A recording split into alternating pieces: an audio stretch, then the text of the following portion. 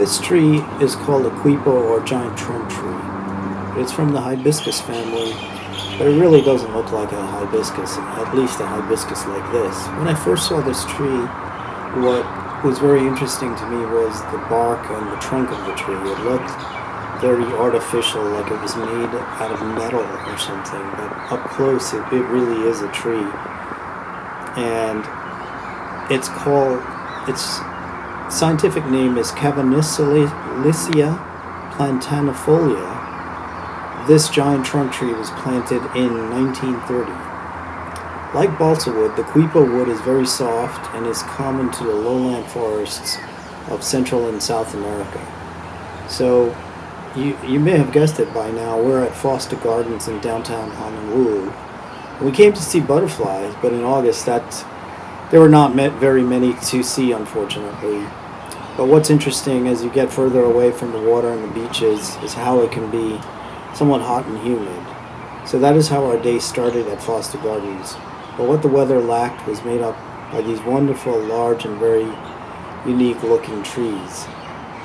Foster Botanical Gardens, like I said, is in downtown Honolulu and comprises about 14 acres.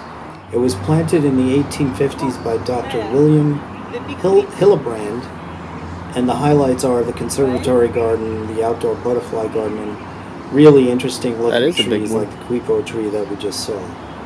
Foster Gardens gets its name from Thomas and Mary Foster, who in their will left their villa to the city and county of Honolulu.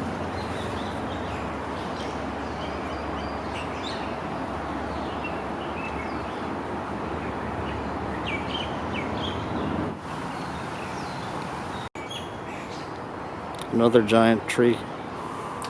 Looking at the trunk of this tree, you just have to be impressed. Oh my God, this was just amazing to see in person.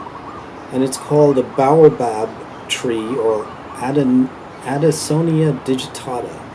Adansonia from the person's last name who discovered it. Walk in front of it, so a scientist, and digitata because the leaves resemble the fingers of a hand. And so this tree is native to the African continent and is a tree that can live to well over 1,000 years.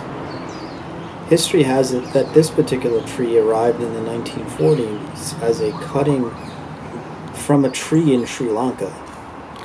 These trees in its native Africa have been valued as sources of food, water, usually found nearby, health remedies, and are steeped in legend and superstition.